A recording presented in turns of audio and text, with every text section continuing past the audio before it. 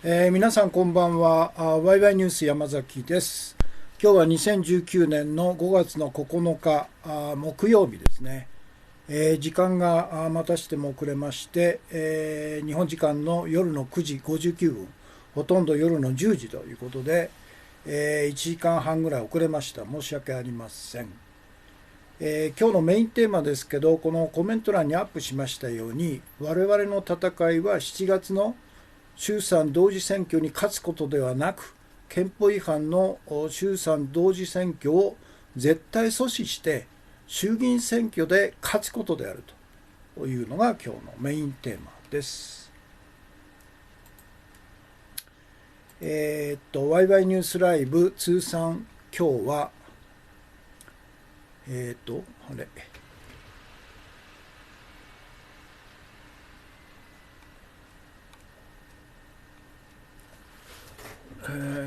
あれ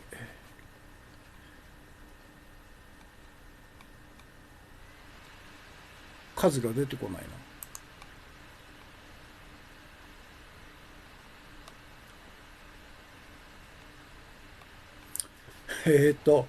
2774回ですね。ああ、そうか。ライブ履歴のところが、以前は細かい数字まで出てたんですけど、今は 2.8K になってますね。大雑把になっちゃってて、正確な数が出てこなくなっちゃったんだ。サポーターが 1.5K ですって。1500、ライブ履歴が2800という概数になっちゃったんですね。これは昨日あたりからじゃないですか。これも一種の妨害なんですかね。ということで、今日の放送を始めようと思います。今日の画像ですね。今日の画像。これは最初がですね、昨日はお休みだったんですけど、火曜日の放送。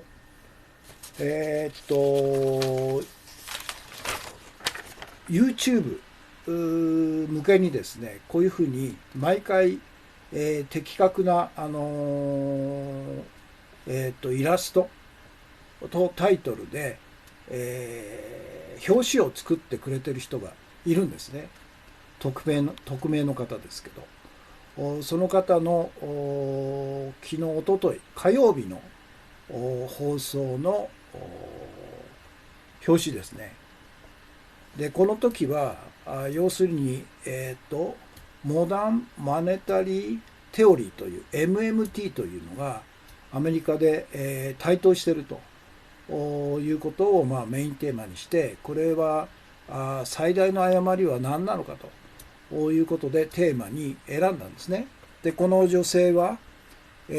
論客っていうか提唱者の一人である、ケルトン教授というニューヨーク市立大学の経済学の教授らしいんですね。で、こういう表紙で、YouTube で配信されているということで、現時点での視聴者数はですね、ツイキャスで661、そして YouTube の方が多いんですね、691で、合わせて1352ということなんですね。やはりこういう表紙があるないでは、皆さんの関心、注目を得ることに関しては非常な効果があるということなんですね。そしてもう一枚、今週の月曜日ですね。この時、安倍晋三が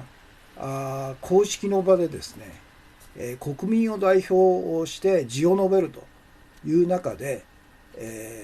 天皇皇后両陛下の健康を願ってやみませんというやむっていう漢字を読めなかったんで、はしょってですね、天皇皇后の健康を願いませんと、願っていませんというふうに読んじゃったんですね。で、この時の表紙なんです。この字、やむという、願ってやみませんというやむ、あるいはやむを得ずのやむですね。これを読めなかったと。彼はおそらく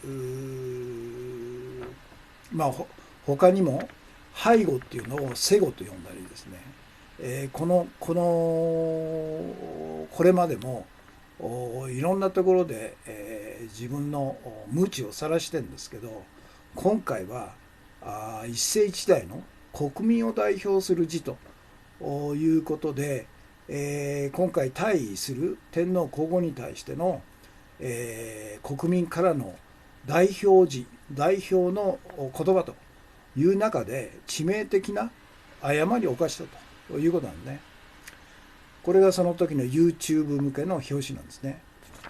で、この時の視聴者数は現時点でツイキャスが409、YouTube が903ということで倍以上なんですね。両方で1312ということになってます。これが1、今日の画像の1と2ですね。で、3、今日の画像の3。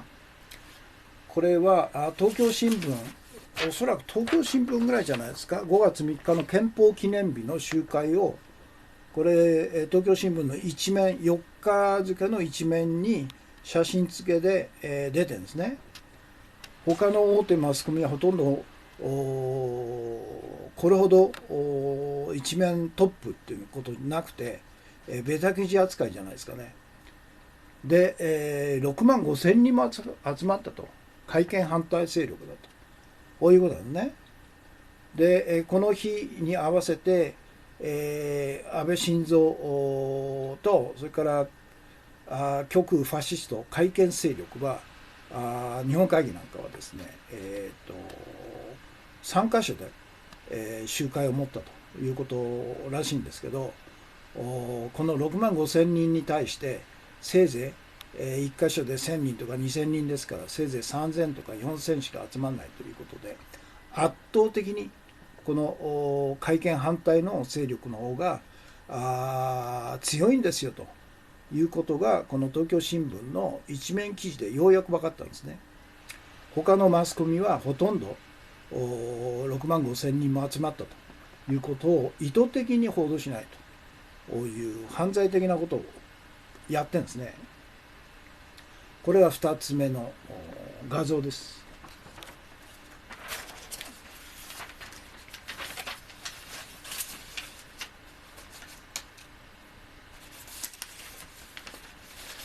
そして山本太郎の集会の写真をプリントするのを忘れましたね。すいませんね。これは今日のトピックスの中で取り上げた田中隆作ジャーナルの中で、山本太郎参議院議員6年間の列島行脚で顔と政策が全国に知れ渡っているということで、8日の秋葉原駅前での演説集会の写真をですね、取り上げたんですけど、ちょっとプリントアウトするのを忘れたんですね。申し訳ないです。今日6時から調布駅前で1時間ぐらい演説したらしいんですけど、まだ映像はアップされてないんですね。150人ぐらい集まったということらしいんですね。で、彼がもう意図的に今年の7月に参議院選挙だけでなくて、今日のメインテーマですけど、衆議院同時選挙をやるだろうということを前提にして、彼は全国を精力的に回っているということなんですね。で、これはもう例のイタリアの今政権持ってる五つ星運動と全く同じ。五つ星運動っていうのは、イタリアで国民的な人気のあるコメディアン、ベッペ・グリッロという人がその当時ですね、2005年ぐらいに政権を取った社会党を批判したんですね、テレビで。そしたらいつの間にかテレビから排除されちゃったということで、彼は仕方なくですね、土佐回りに入ったんですね。それで地方の都市で、イタリアの町には噴水のある広場が必ずありますんで、その広場に、で彼は政治演説コメディをしたということで、それが徐々に人を集めて、大きな運動になったということで、それが五つ星運動の原点なんですね。だから山本太郎氏もベッペグリロと同じように政治に関してはプロの政治家じゃないですよね。彼は俳優ですから、要するに既存の利権特権に縛られている既存の政治家ではなくて、全く関係ない別の世界の素人の政治に関しては、素人があまりにもひどい政治をどうにかしなくちゃいけないかということで立ち上がって、直接国民に訴えかけるという運動が功を奏して10年でですね、10年も経たない8年ぐらいでもう政権を取っちゃったんですね。ですから今回の山本太郎氏の全国行脚も政権を取る可能性は十分あるというふうに私は思いますよね。日本の五つ星運動だというふうに思いますね。そして5つ目は、山本太郎氏が演説の時に説明した資料の中の一つですね。年齢別貯蓄ゼロ世帯の割合という、これ非常に分かりやすいんですね。20代貯蓄ゼロ 61%、30代 40.4%、40代 45.9%、50代 43.0%、60代 37.3% ということで、働き盛りの20代、30代、40代の人たち、特に40代の人たち、家庭を持って子供を持っているという人たちの 45.9% が貯蓄ゼロですよという、まさに日本は貧困大国ということですよね。そして、6つ目の画像は韓国のムン・ジェイン大統領、文大統領の国政運営評価ということで、韓国は日本と違ってですね、世論調査が、客観的な世論調査が実施されてるんですね。日本はもう完全に共同通信、時通信、NHK、電通等々が全国規模の内閣支持率世論調査を独占して、他の人たちが入り込むのを排除しているということで、完全にでっち上げされてるんですけど、韓国の場合はより客観的なデータとして出てくると。で、これはハンギョレ新聞で発表された記事なんですけど、文政権の政権運営を評価するのが 51.7% から評価しないという人が 44.6% ということで、これはハンギョレ新聞が世論調査専門機関に委託して、調査した結果なんですね。で、ハンギョレ新聞っていうのは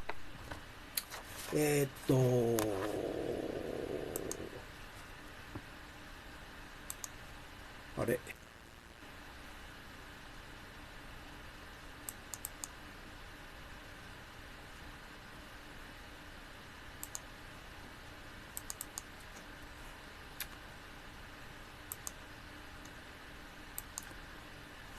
そうですね、ハンギョレ新聞、は東京新聞と同じぐらいの発行部数なんですね。毎日50万部と言われてますんで、ですからハンギョレ新聞が単独では無理かもしらんけど、世論調査の専門機関に委託してですね、こういう全国規模のより客観的な世論調査ができるわけですよね。なんで東京新聞やんないのということなんですね。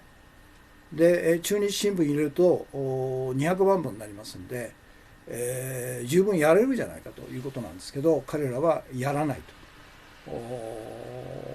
なんか優先順序が高くないから金もかかるからやらないという2年か3年前にその当時の東京新聞の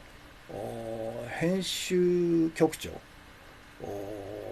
に聞いたこと、直接聞いたことあるんですね。ハンギョレ新聞、同じ規模の韓国のハンギョレ新聞ができるのになんで東京新聞できないのかと。そしたらなんか優先順序がそんな高くないとか、あるいは金がかかりすぎると、同じ金使うんだったら他のところにいますというとんでもない答えをしてましたけど、だからもう完全にこれは全国規模の、日本では内閣支持率調査っていうのは電通、共同通信、時事、NHK、あるいは読売とかですね、朝日とか等々のいわゆる全国六大紙に全て牛耳られてて、他は参入できないようにされていると、排除されているということですから、安倍内閣支持率が 48%、そして、新しい言語にした等々で、6% ぐらい跳ね上がって54%とバカみたいな数字をでっち上げて、あたかも客観的な世論調査の数字のように偽装して、洗脳しているということがまかり通るんですね。というのが今日の画像ですね。アップしますね。今日の画像。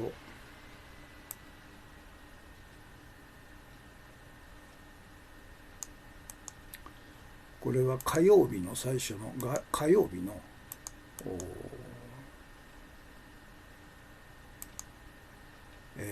YouTube 向けのこれテーマ。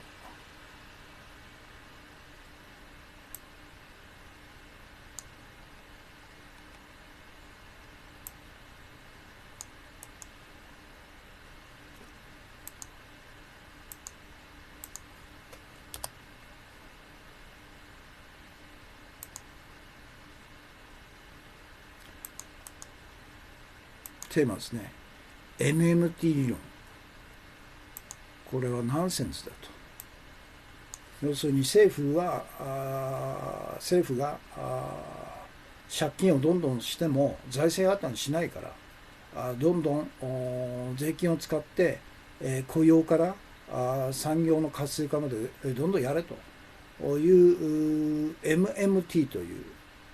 今流行りの、アメリカで流行ってる新しい金融理論、マネー理論だということを、週刊朝日が、朝日新聞が記事に書いてたんですけど、これは完全に、重大な誤りがあるよということなんですね。で、なぜかというと、政府が借金をすると、国債を発行して借金するってことは、来年国民が支払うであろう税金を担保にして借金すると。あるいは中央銀行が信用創造としての貨幣を発行するというのは、日本国あるいは日本国民が将来ですね、生み出す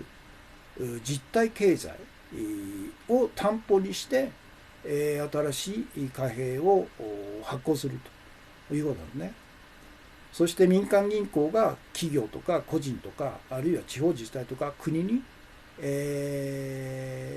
お金を貸すということは、個人にしてみれば来月の収入が担保になっていると。企業にしてみれば来年の企業収益が担保になっていると。地方自治体あるいは政府は住民とか国民が支払う税金が担保になっているということで、必ず借金をするってことは、信用創造を利用するということは、必ず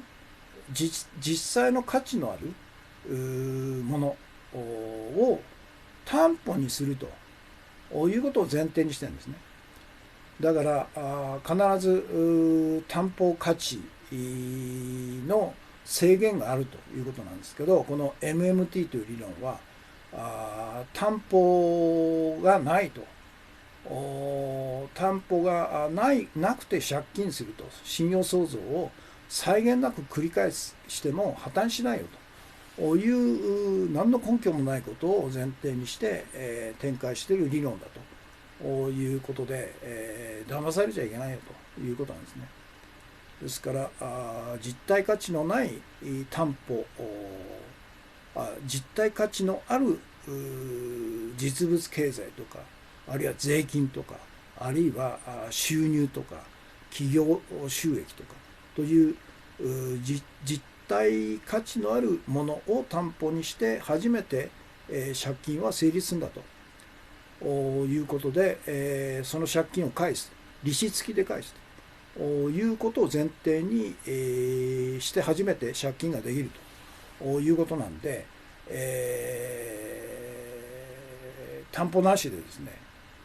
金を借りても財政破綻しないよというとんでもない理論を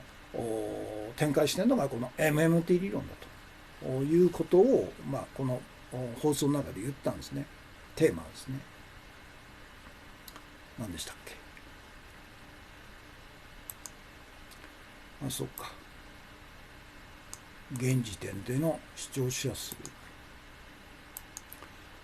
YouTube にアップしていただいて、このように非常に端的で注目するような表紙を作ってくれてるんで、最近はツイキャスだけではなくてですね、 YouTube の視聴者数がぐんと伸びているということなんですね。それから今週の月曜日、例の安倍晋三の致命的な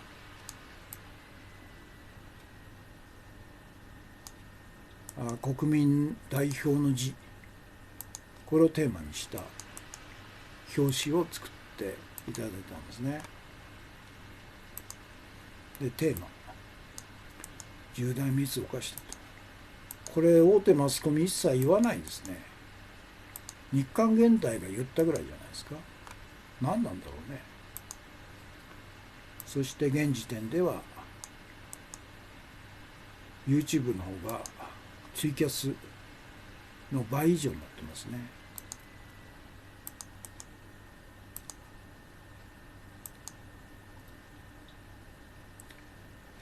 で、今日の映像ですね。これは山本太郎さんの映像で、違うわ。これはあれだ。憲法記念日。東京新聞一面、6万5千人が集まったという記事ですね。3枚目の画像。で、4枚目が山本太郎氏が昨日ですね、秋葉原駅前でやった時の田中龍作ジャーナルさんの写真です。そして彼が説明資料として出している年齢別の世代別の貯蓄ゼロの割合ということで、20代の若者は 61% がゼロだと、30代 40.4%、40代が 45% と、50代が 43.0 ということで、日本の40歳代一番の働き盛りで子どもの教育等々にお金かかるという世代の46% が貯蓄がないという貧困大国、日本の現実なんですね。それから韓国の世論調査、ハンギョレ新聞、ムーン・ジェイン大統領支持が51%、51.7、良くないが 44.6 と、これは要するに世論調査、日本と違って韓国の世論調査はより客観性が高いんですね。日本は完全にでっち上げということなんですね。ということです。皆さんからのあれですね、コメントですね。ヘチさんこんばんはですね。それからカットメンさんがお茶から土山純一さんがいつもありがとうございます。お茶バク10とコンティニューコイン2枚ですね。それからアフターマッチさんがお茶、K さんコンティニューコイン、砂ずきんさん、今日のメインテーマですね。我々の戦いは7月の衆参同時選挙に勝つことではなく、憲法違反の衆参同時選挙を絶対阻止して衆議院選挙に勝つということだと。今日のメインテーマですね。からおっとっとさんコンティニューコインですね。いつも配信ありがとうございます。砂ずきんさんコンティニューコイン2枚から初耳さんいつもたくさんのコンティニューコインありがとうございます。12345枚ですね。で6枚が初耳さん必見ですと。石森さん山崎康彦氏ワイワイニュースライブ配信スタートしましたということで、初耳さんが今日のメインテーマをリツイートしてくれました。それからキララカットさんコンティニューコイン2枚ですね。石森さんコンティニューコイン配信ありがとうございます。遅い方が助かりますと。そうでしょうね。そういう方は多いかもしれないですね。それから今日の放送の前にですね、みちさんから2つですね、追伸おはようございます。判断は慎重を期さねばなりませんが、偽りの月面着陸撮影風景とのこと、これは月面着陸はどっかのスタジオで撮影されたもので、実際は行ってないんだという疑惑がですねずっとありますよね。でもう月面着陸したと言われてからもう何年か経つんですかね。40年ぐらい経つんじゃないですか。なんで2回目行かないのということなんですよね。不思議ですよね。からみちさん追伸、先の偽りの月面着陸動画はウィックリークスによるものではないのではという説が出ましたと追加情報としてお伝えしますということなんですかね。はい。砂ずきんさん、道徳の顔をかぶった軍国教育と。これは昨日一昨日読んだんですかね。はい。ということで、今日の映像は YouTube 映像、令和新選組代表山本太郎街頭演説、これは5月8日の秋葉原電気街口での映像が公開されてるんですね。11,886回視聴ということで、たくさんの方が見てるんですね。これを今日の映像として取り上げました。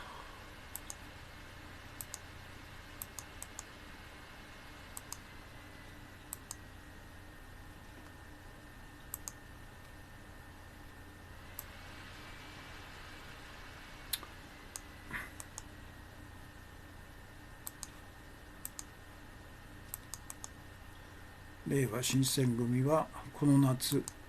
衆参同時選挙を前提に、戦っていますと。どこまでの挑戦が可能か、集まる金額によって候補者を擁立する規模を求めていきますということですね。はい。詳しくはこうですね。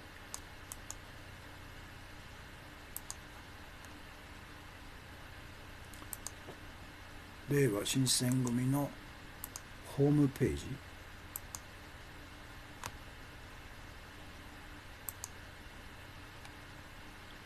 それから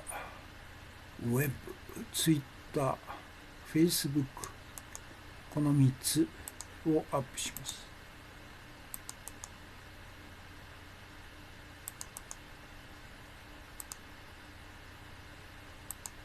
マイナス40。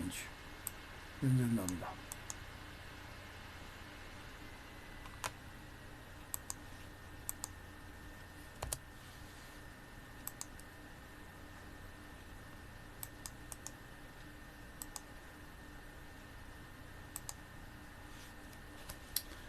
ということですね。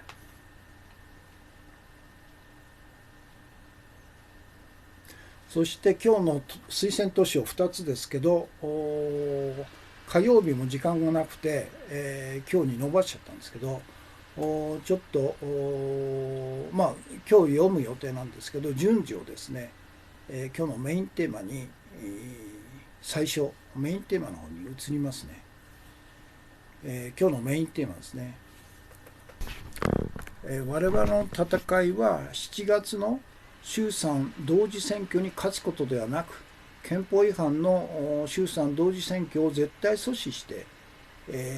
参議院選挙に勝つんだということなんですね。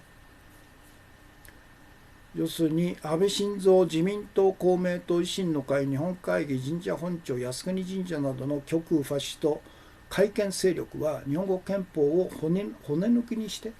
戦前の大日本帝国憲法に差し替えるためにもっともらしい口実をでっち上げて、この7月に衆参同時選挙を強行することは 100% 確実だと。その目的は再度衆参で3分の2議席を獲得して、今年秋にも衆議院衆参両院で憲法改正国民投票発議を実現し、来年あるいは再来年の憲法改正国民投票で投票者の過半数で勝利して憲法改正イコール憲法を破壊することだと。その目的のためにこれが最後の彼らの謀略なんですね。でここで重要なことは、日本国憲法は内閣総理大臣による衆議院の解散権を認めてないことを全国民に知らせ、安倍晋三らによる憲法違反の謀略である衆参、同時選挙の強行を絶対阻止することと。ですなわち我々が憲法違反の謀略、衆参同時選挙を阻止して、任期満了の7月の参議院選挙で勝利して、改憲勢力に参議院議員の議席の3分の2を取らせなければ、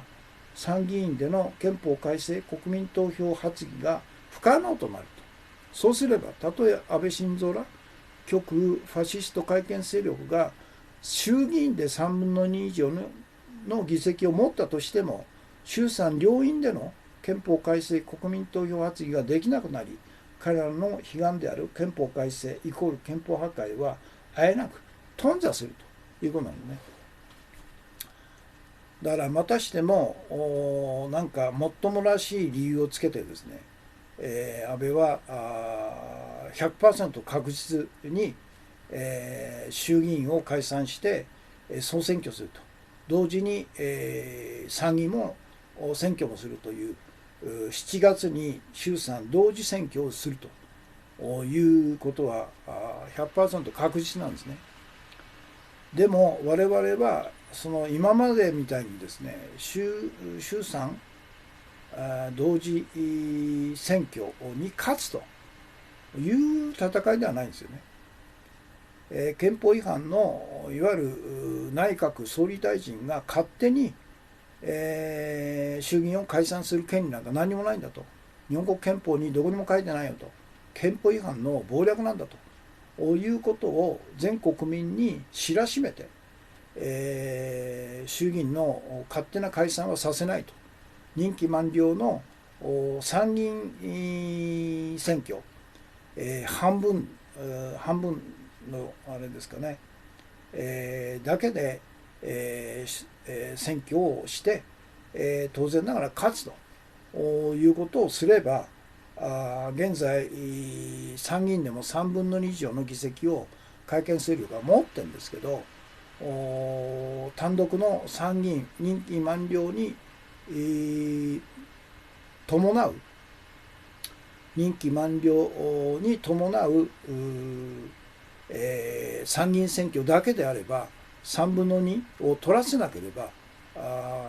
発議できないですから、衆議院でたとえ3分の2以上の議席を持ったとしても、衆議院での発議だけではダメなんですね。衆議院と参議院両方で憲法改正国民投票発議っていうのを両方でやらなければ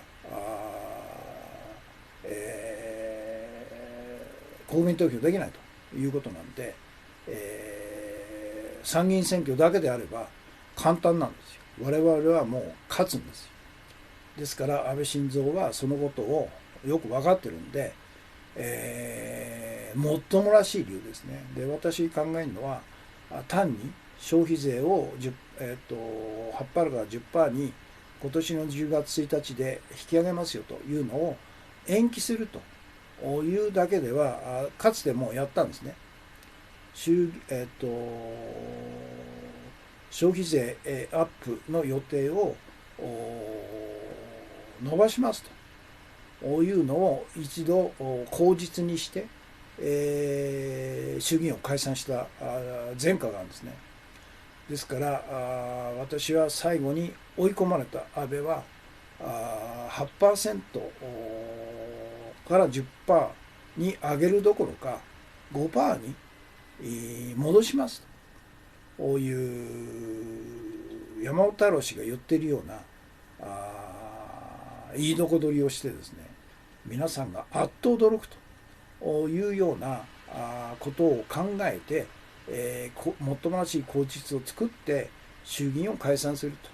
と、国民の生活第一を考えて、私は断腸の思いで 8% をから 5%、3% 引き下げることに決定しました。そのことを国民の皆さんに問うために衆議院を解散しますというようなことまでも彼は言うでしょうね。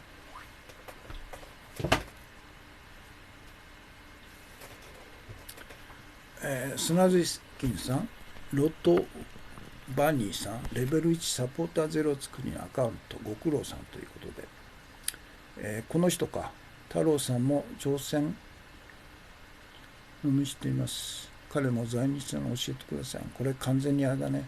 排外主義者だね。よくこういうのが登場するよね。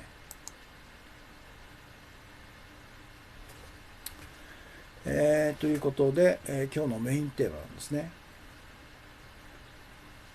で、私は今年の4月17日に配信したブログ記事の中で、日本の内閣総理大臣が日本国憲法41条と日本国憲法第7条3項の規定で衆議院解散権を持っていない理由を説明したと。で、以下に全文再掲しますので再読していただき、広く情報拡散をお願いしますということで、再掲プログラムで、今年の4月17日にですね、配信した非常に重要なことなので何度でも言うと。日本の内閣総理大臣には衆議院の解散権はないと。日本の内閣総理大臣は有利な時を選んで勝手に衆議院を解散して総選挙する権限などもともとないんだということなんですね。で、これは非常に重要なんですね。このことを理由として、安倍があるいは安倍とそれから自民党、公明党、維新の会、日本会議とか神社本庁とか靖国神社とか彼ら日本国憲法を亡き者にして戦前の大日本帝国憲法に差し替えようとするいわゆる極右ファシスト改憲勢力、彼らに対してですね、憲法違反なんだということをはっきり説明できるブログなんですね。ということなんです。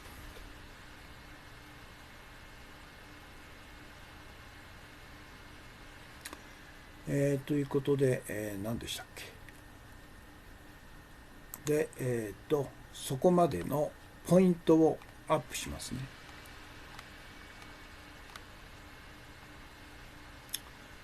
今日のメインテーマ、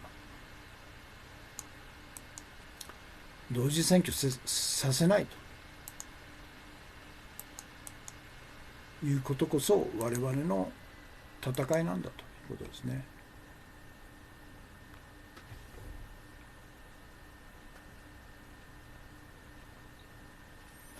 そこまで言えたら本当に安倍は侮れない悪党ですねという悪党ですよ。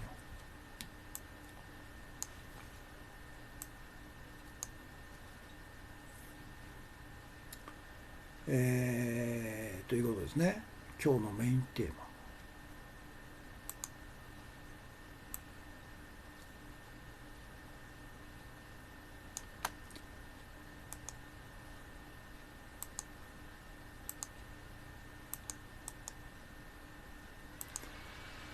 安倍晋三は本当あれだよね。目的のためには手段を選ばない。徹底してるんですね。差し替えるためにもっともらしい口実をでっち上げて、この4月に衆参同時選挙を強行するというのは 100% 確実なことだと。だから歴代の自民党がもう戦後70年以上ほぼ日本の2度の例外を除いて日本の政治を独占してきた秘密は何かというとこれなんですよ。歴代自民党政権の内閣総理大臣が衆議院の解散権は首相の専権事項であるということを言って、殿下の宝刀だと言ってマスコミが持ち上げて、いつ抜くのかということで野党をビビらせるということの繰り返しをしてきたんで、野党が金がないとか野党が分裂しているとか、あるいは自分たちが仕掛けて野党を分裂させるというタイミングを狙ってですね、殿下の宝刀を抜いて衆議院を解散すればバカでも勝てるんですね。そりゃそうですよね。野党がバラバラだと、野党に資金がないと、野党がスキャンダルにまみれているというふうに彼らは野党攻撃で仕掛けて、弱体化した野党の足元を見て衆議院を解散すれば誰でも勝つの当たり前じゃないですか。でしかも政権与党ですから、ありとあらゆる権力を使えると、警察を使えると、検察も使えると、あるいは税務署も使えるということですね。そして、創価学会公明党の信者たちを動員して、組織選挙をすると、あるいは公務員、あるいは政治家公務員を通じて、企業の社員なんかを組織動員すると、あるいは御用組合に命じて、自民党に票を入れさせる組織選挙をすると、そして利権とか特権の分け前を与えるということをすればバカでも勝ちますよね。その結果、いわゆる先進国で戦後70年以上にわたって、保守系の政党がほぼ独占的に政権を担ってきたっていうのは日本しかないんですよ。なぜかと、なぜなのかと、誰も説明できないですよね。自民党が国民のためにより良い政治をしてきたから、彼らが常に国民から支持されて政権を維持してきたというのでは全くないですよ。全く逆ですよね。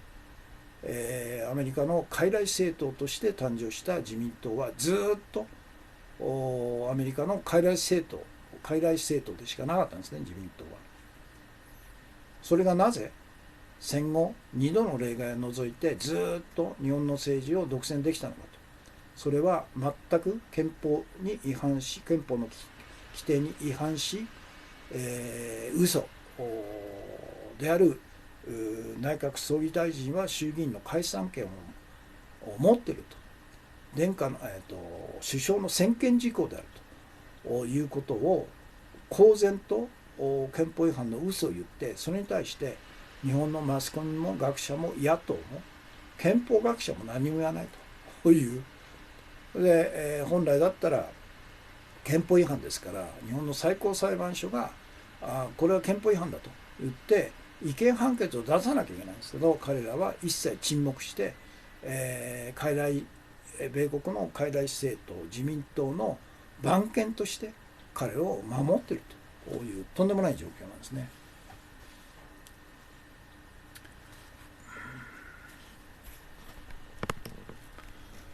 ヘッジさん、やっぱりアメリカですねと、自民党の背後はアメリカであり、アメリカに忠誠を誓った首相や政治家は安心して仕事をしている、そういうことですよ。恐ろしい。だから田中角栄が独自路線で、日の丸で、石油資源の開発をすると、あるいはアメリカに先立って、日中国交回復をしたということで、ニクソン・キッシンジャーが激怒して、そして、ロッキード事件をアメリカから仕掛けたんですね。そして、前代未聞の首相を逮捕して、そして、刑事裁判にかけて、でその間に田中角栄氏は心労で、酒を飲みすぎて、脳梗塞になって、最後は寂しい晩年で亡くなったということなんですね。ですから田中角栄の経政会の政治家は軒並みですね、失脚、東京地検の国策捜査強制捜査を受けて、潰されてるんですね。で他方岸信介を源流とする、安倍晋三なんかの、自民党、経政会じゃなくて、彼らは無傷なんですね。どれほどの権力犯罪を犯そうが決して東京地検特捜部は強制捜査しないということですよね。ということです。ヘッジさん、コンティニューコンですね。砂月さん、背後で手足を縛り、影となり CSIS マイケル・グリーンですね。グリーンバーグですね。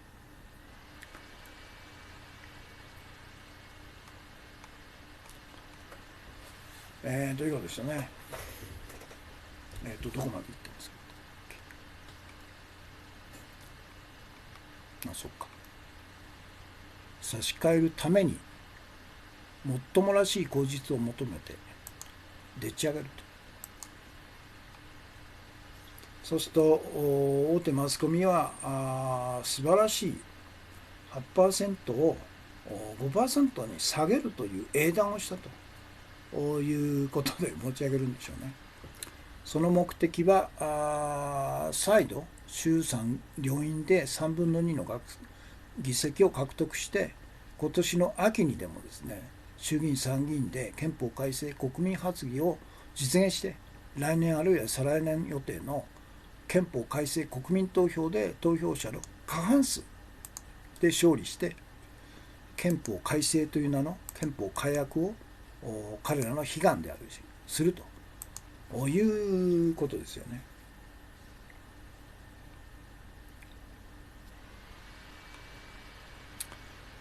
砂月さん、ステイメンの雑記帳暫定復活版消費税繰り延べ場合により 5% への引き下げだから太郎氏の消費税廃止を野党が言うことが大事と。そうですよ。だから廃止を言わなくちゃいけないですね。8% から 5% っていう中途半端なことを言ってると安倍に取られちゃうということなんですね。砂月さん、消費税繰り延べ場合により 5% の引き下げだから太郎氏の消費税廃止を野党が言うことが大事ということですね。そうなんです。だから消費税を廃止すると、ゼロにすると。だから8%から 5% なんていう中途半端なことは言わない方がいいんですよ。ということですね。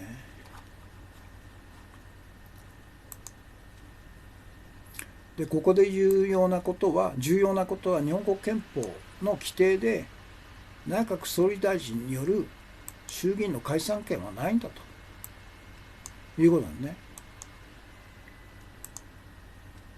このことを国民は知らないんですね。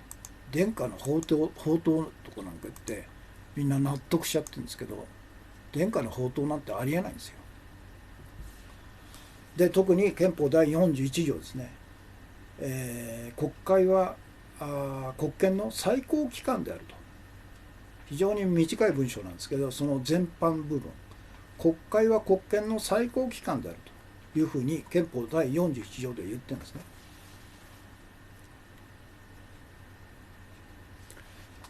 ということは、その国権が3つあるとしたら、いわゆる国会と内閣と最高裁、その中で国会が国権の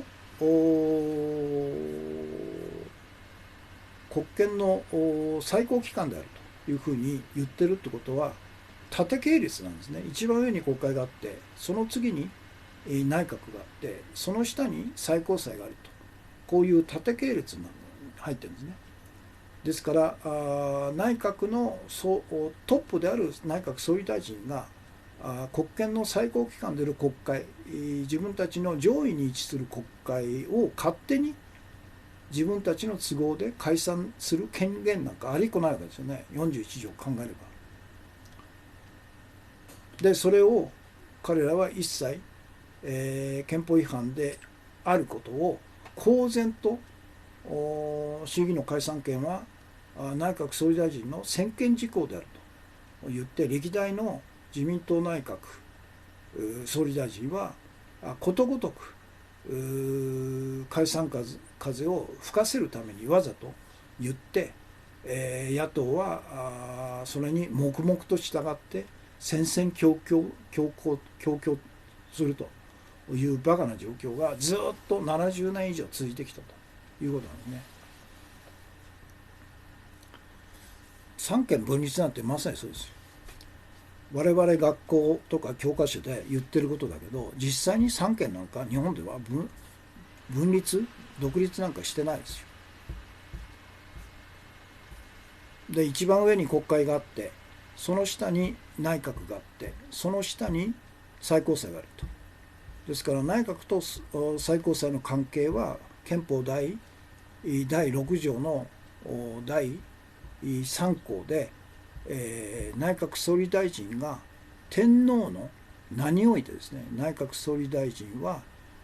最高裁長官を任命する権限があると書いてあるんで、三権分立なんていうのは全くの嘘なんですね。我々は学校教育の中で、全く間違ったことを教わってきたんですね。あたかも日本国憲法は三権分立を建前にしてますと。日本国憲法は議院内閣制という民主的な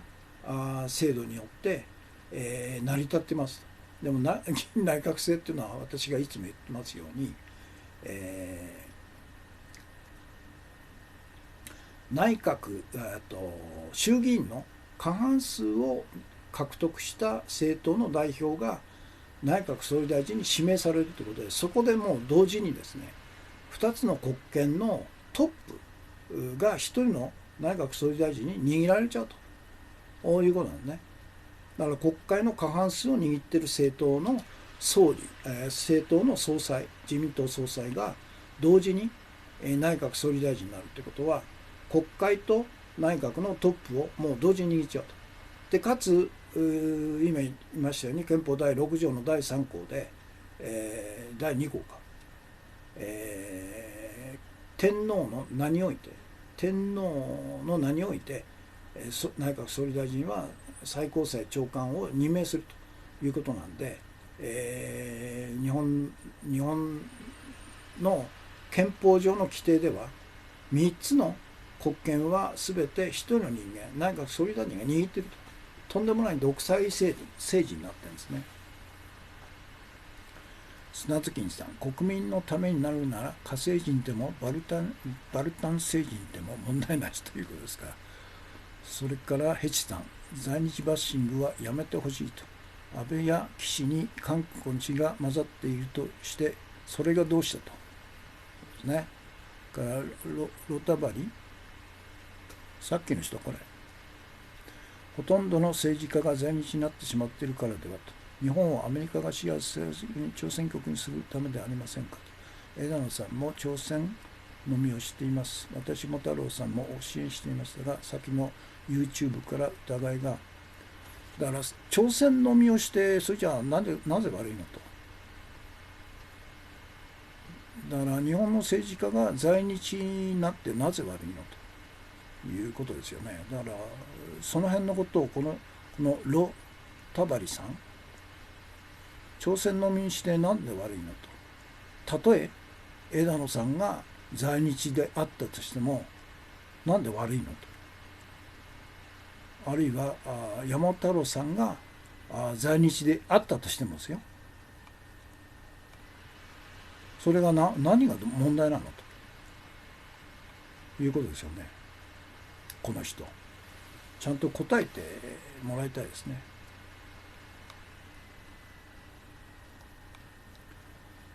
ということです。そして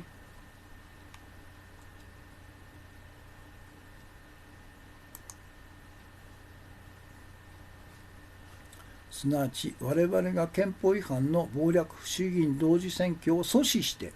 任期満了の7月参議院選挙だけで、戦えば当然勝利できるんですね。で改憲勢力に参議院の3分の2を取らせないということをすれば参議院での憲法改正国民発議は不可能となると。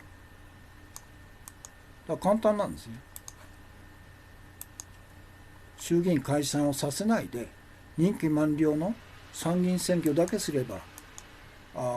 憲法改正発議はできないんですよ。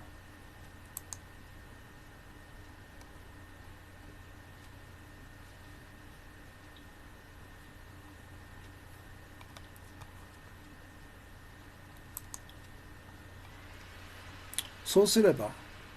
たとえ安倍晋三ら極右ファシスト改憲勢力が衆議院で3分の2以上の議席を持ったとしても衆議院での衆参両院での憲法改正国民発議ができなくなるということなんですね。だから安倍は焦ってるんですよ。唯一の方法は衆参同時選挙だと。三枝クララさん、コンティニューコインですね。彼らの悲願である憲法改正憲法破壊はあえなく頓挫するということなんですね。だからかなり追い詰められてるんですよ、安倍晋三は。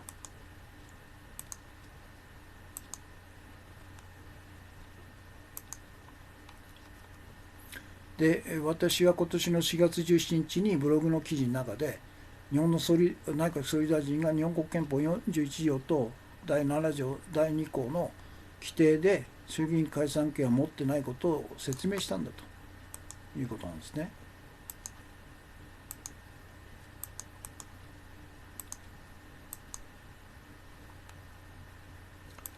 で、以下に、この全文を再掲しますので再読していただき広く情報拡散をお願いしたいということなんですね。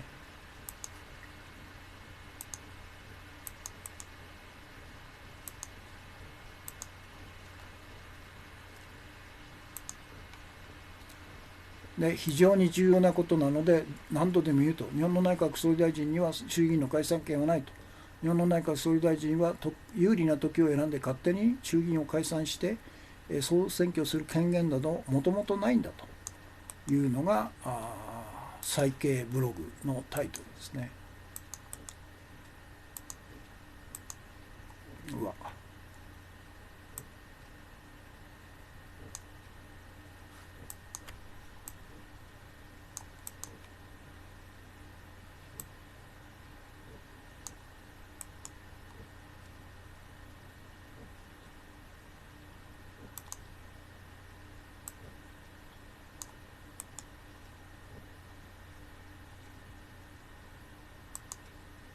これ切り取られない。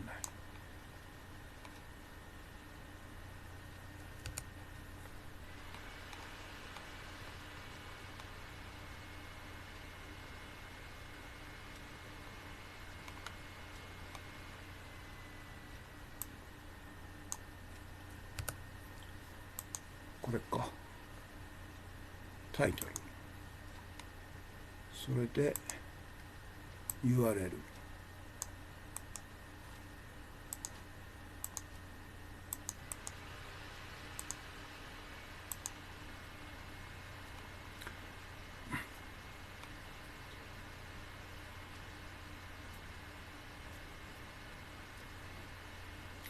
砂月にさん、どこの国民でも善人も悪人もいますと。一とくくりに7人はとか何々県民はとかは間違いということですね。だからすごい偏見を持ってるんですよね。在日の人は悪い、という偏見があるんじゃないですか。なんで悪いの？この人が日本国民のための政治を本当にやってくれる人であれば誰でも良いと思うんですが、結果的に代々皆騙されていることをもう一度認識すべきで、日本人の正当な政治家は皆抹殺されていると。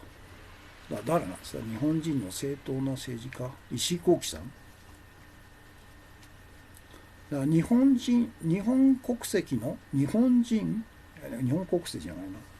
だからこの人の言う純粋の日本人は日本国民のために働き、在日の政治家は日本国民のためじゃなくて、北朝鮮とか韓国の利益のために働くという前提で物言ってるんですけど、本当にそうなのということですよね。岸信介、彼なんか日本の国民のために働いた政治家じゃないっていう、在日だから政治家じゃないっていうふうに思ってるんですけどね。じゃあ昭和天皇はどうなんですか？アジア太平洋侵略戦争最大の戦争犯罪人である昭和天皇っていうのは在日なんですから、あなたの言葉で言えば。全然わかんないですね。在日だからどうのとか、日本人だからどうのとかという根拠がよくわかんないですね。ちょっとこれ以上この人と議論してもしょうがないんで、時間の無駄なんですねこれ。それでもう一つ憲法の41条に関してはそういうことで先ほど説明しましたけど、安倍晋三らがですね、いわゆる衆議院の解散は首相の専権事項であるというふうに言う根拠の一つとして憲法第7条というのなんですね。日本国憲法第7条。これは天皇の国事行為ということで10個の国事行為を述べてるんですよね。1から10まで。その中で問題は天皇の国事行為の名の下で第2項国会の召集、第3項衆議院の解散というのが出てくるんですね。でも誰でも小学生でも分かるように、国会を召集する、あるいは衆議院を解散するというのは天皇の国事行為なんです。天皇の国事行為じゃなくて天皇の国政行為そのものでしょうと。憲法4条が禁止している天皇の国政行為そのものを文言をすり替えて第2条第3条だけ国政行為の文言にすり替えて、これはもうマッカーサーですよ。マッカーサー、アメリカ支配階級の代理人であるGHQ 総司令官マッカーサー元帥がこの憲法第7条の天皇の国事行為という名の下で第2項と第3項、国会の召集とから衆議院の解散、この2つの文言を国政行為の文言にすり替えて、国事行為だというふうにして日本国民を騙したんですね。で、他の第1項、これは外国との条約等々を締結した場合はこれを公示するって書いてあるんですね。締結するっていうのが国政行為ですけど、締結したことを公示するというふうに言ってるんで、これは国事行為なんですよ。それで第2が国会の召集、第3が衆議院の解散で、第4が、国会議員の総選挙の施行を公示すると。これは国事行為ですよね。総選挙の施行を公示すると。公示すると。だから国政行為になった場合、国会議員の総選挙を施行するってなっちゃうと、これは国政行為ですけど、国事行為として施行するのを公示するという国事行為なんですね。で、5、国務大臣及び法律の定めるその他の管理の任免及び全権委任状及び大使及び公使の信任状を認証するんですね。から大社、御社、減刑、刑の執行の免除及び復権を認証すると。から7番目、栄誉を授与すると。8番目、批准書が法律の定めるその他の外交文書を認証する。9番目、外国の大使及び公使を切除する。儀式を行うと。だからこの憲法第7条の天皇の国事行為の10項目の中で、2と3だけが国政行為の文言にすり替えられてて、他は国事行為だということで、非常に巧妙にですね、内閣総理大臣が国会を召集できると、内閣総理大臣が衆議院を解散できるという法的根拠を与えたんですけど、これはもう完全に誰でも分かるように、国政行為の文言そのものをすり替えちゃったんですね。田中角栄さん、石井幸喜さんもそうです。ですから真実を追求し本当に信じられる人を選びたいですと。だからその基準は何なんですか。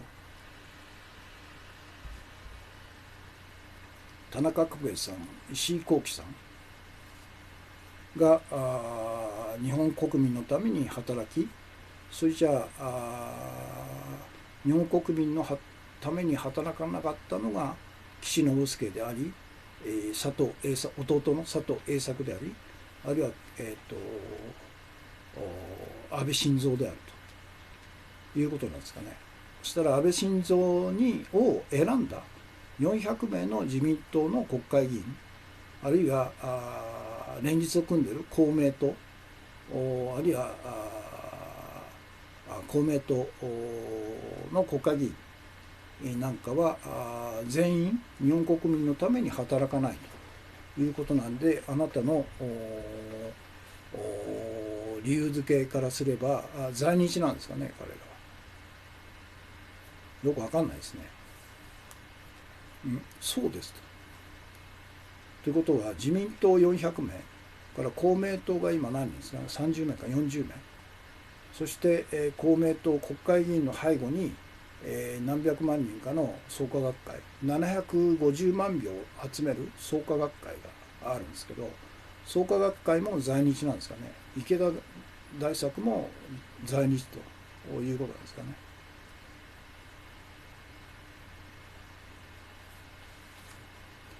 だから在日か在日でないかっていうことで全部を価値判断しちゃうっていうのは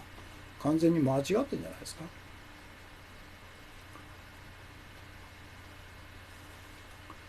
ちょっとあれ支離滅裂なんで、これ以上ちょっと時間の無駄なんで、このロトバリさんっていう人との学会の人たちも騙されてるようですと。だからちょっとあれですね、もう投稿やめてくださいね。いくら議論しても平行線で、あなたの論拠っていうのが完全に、間違ってますからね。在日か在日でないかをだけで全て判断するということで、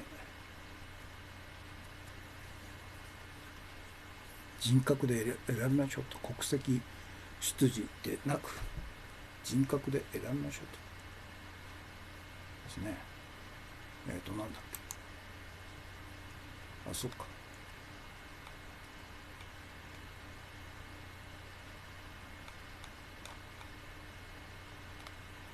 ということで、だから憲法第41条の件と、それから憲法重要なことは憲法第7条の第2項3項だけが天皇の国政行為の文言にすり替えられているということの重要性ですよね。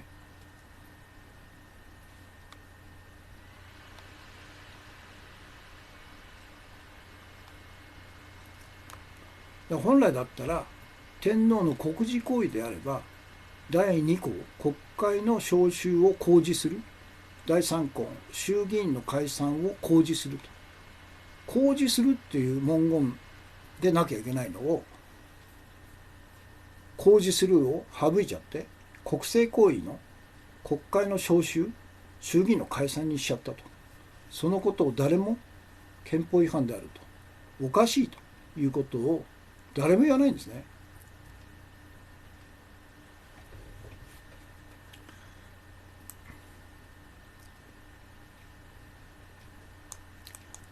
ここが非常に大事なんですね。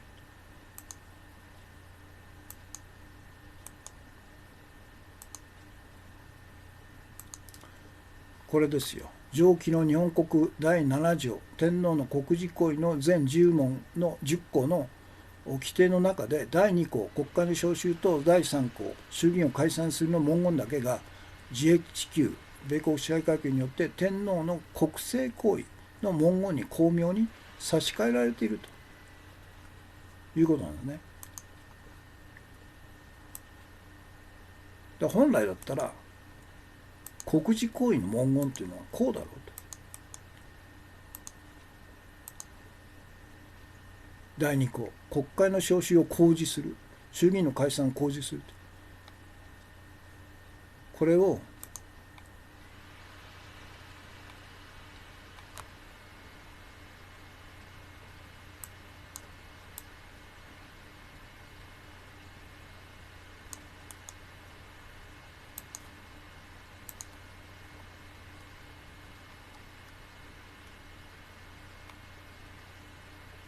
砂月さん、申し訳ありません。使用のためこれ失礼しますと。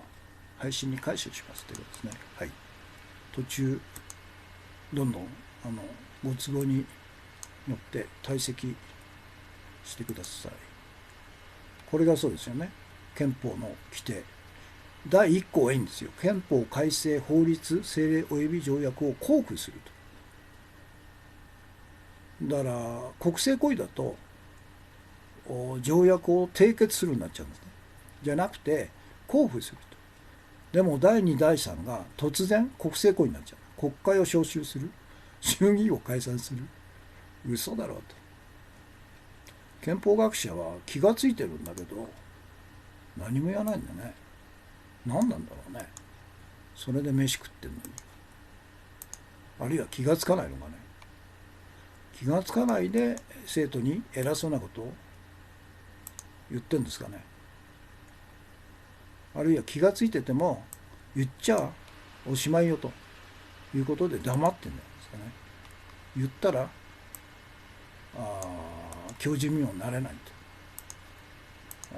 年収1500万円ももらえなくなっちゃうということなんですかね。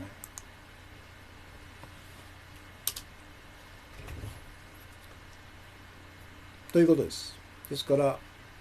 今日のメインテーマのポイントとしては、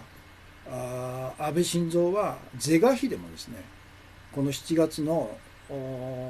参議院選挙だけでは負けると、憲法改正の国民発議に必要な参議院の3分の2議席は取れないというふうに見てるわけですね。これほどの悪政をすれば当然ですよね。それで唯一逆転できる、形勢を逆転できるのは、今まで歴代自民党政権の内閣がやってきたように、衆議院を解散しようと、そして、同日選挙をしようということで、そうすれば勝てると、それしかないということで、彼は、国民受けするような理由をですねくっつけて、解散するんですね。で今必死にその理由付けを考えてるんですけど、一つは消費税の問題ですね。消費税のアップを延期するだけでは全然インパクトが弱いんで、8%から 5% にするというあっと驚くようなことも当然ながら考えるということと、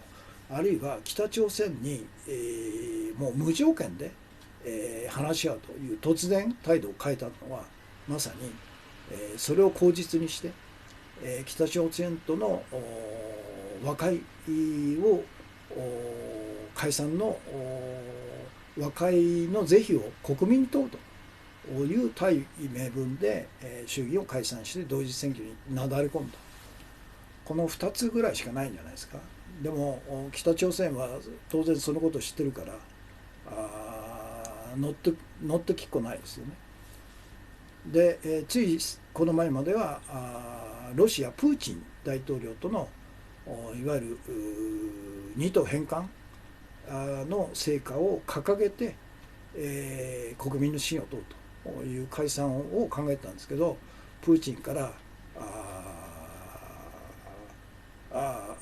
全然相手にされないですね。逆に条件を上げさせられちゃったということで、対ロシア戦略は頓挫したと。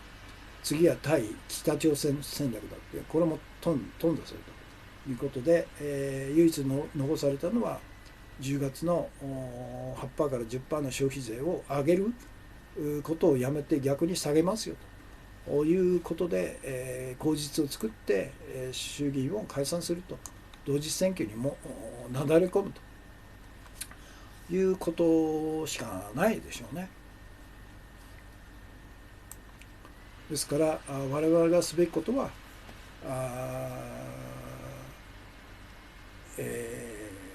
7月の衆参同時選挙で勝つっていうんじゃなくて、衆議院を勝手に内閣総理大臣が解散する権限なんかないんだと、41条7条第2項第3項の文言が意図的に差し替えられているということで、もともと内閣総理大臣が衆議院を解散する権限がないんだ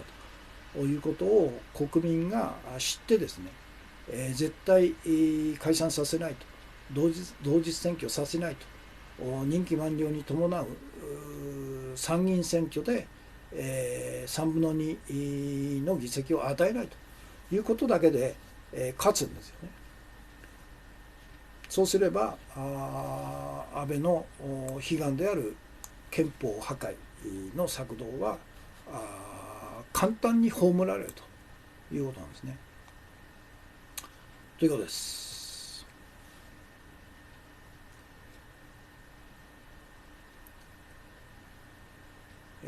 ということで、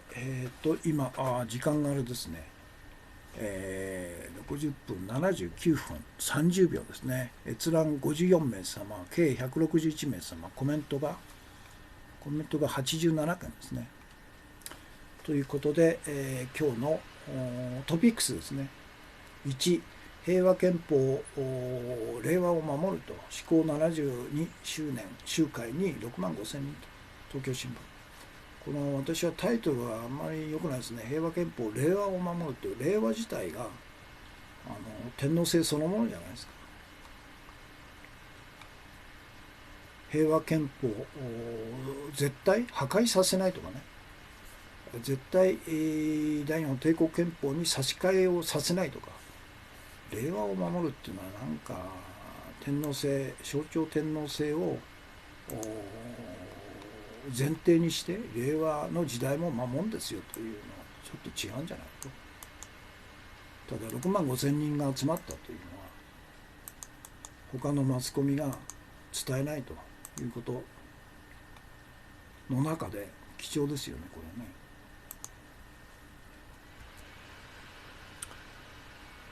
東京新聞。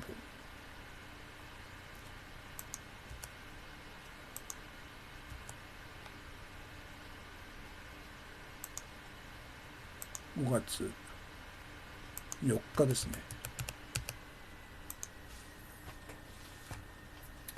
今日も朗読できないかね。すいませんけど、明日ですね。から衆議院解散前の恒例行事、安倍麻生密室合議でダブル選決断かという日韓現代。日韓現代は向こう側なんですよ。要するにダブル選挙自体が憲法違反だっていうスタンス絶対取らないですからね、彼らはね。もう解散があるんだということを煽ってるんですね、これ。一見反安倍反権力だけど実は煽ってるというのがこういう記事で分かるんですね、日韓現代の立ち位置が。から次、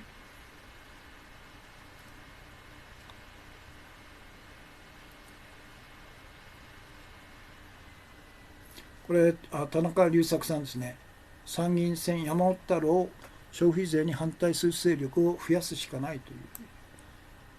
これは田中隆作ジャーナルですね。これは秋葉原の時の取材記事ですね。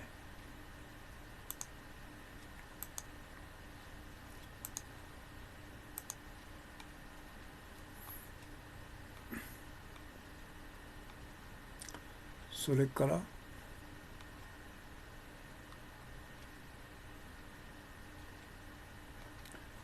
米対中関税引き上げ通知、中国が報復明言ということで、トランプがまたちゃぶ台返しをしたということで、ついこの前まで、貿易問題は妥協点が見つけられるだろうと楽観論があったんですけど、ここに来て昨日おとといからですね、急に 25% 関税するよという2000億ドル220兆円の対米輸入品に対して今まで 10% の関税を突然 25% にすると、明日からですよ。これはもう完全にちゃぶ台返しですよね、トランプ得意の。それで株が暴落しましたよね、世界的に。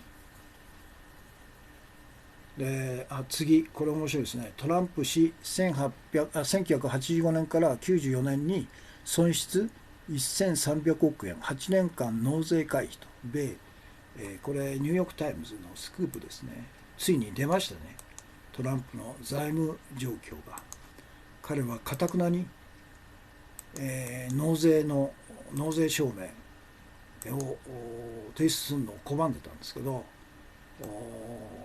これは出ましたね、ニューヨークタイムズが。1985年から94年にかけて1300億円の損失を出したと。だから10年間のうち8年間は税金払ってなかったという彼らしいやり方が暴露されましたね。だからほとんどの銀行がトランプに対して融資をしなかったんですけど、唯一ドイツ銀行だけがしてたということで、ドイツ銀行に対するニューヨーク州の検察がですね、財務状況の報告をしろということで、ドイツ銀行からの情報がそのうちニューヨーク州の検察に提出されて、ゆくゆくは公表されるんでしょうね。から韓国大統領支持率、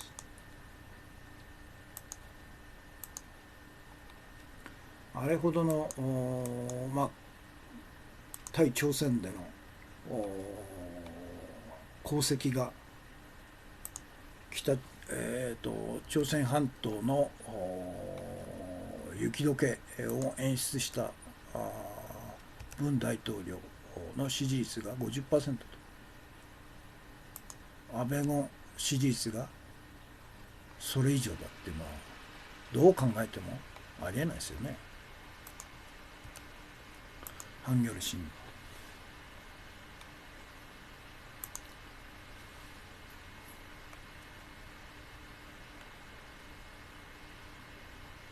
これハンギョレ新聞が世論調査機関の韓国リサーチに依頼し、全国19歳以上の有権者1000人を対象に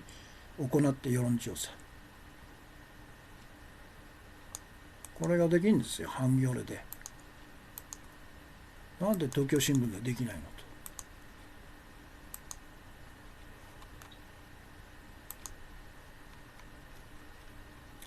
から今日の重要情報、令和新選組が小倉で街頭宣伝と、新勢力の結集を目指し熱のこもる山本太郎の演説ということで、長州新聞がですね、非常に細かくて詳細なレポートを書いてるんですね、記事で。これを今日の注目情報として取り上げました。これはすごい長いですよ。長州新聞の記事って全部長いんですよね。大したもんですよね。ということで、時間がもう87分10秒、閲覧が47名さん、計171名様、コメントが96件ということで、今日も残念ですけど、この本の朗読できなかったね。明日金曜日、優先的にこの朗読から始めますんで、ご容赦くださいということですね。ということで今日の放送はこれで終わりです。たくさんのコメントとたくさんのコンティニューコインとたくさんのギフト等々いただきましてありがとうございました。ということで、今日の放送お疲れ様でした。また明日ですね、よろしければ合流してくださいということで今日の放送終わります。お疲れ様でした。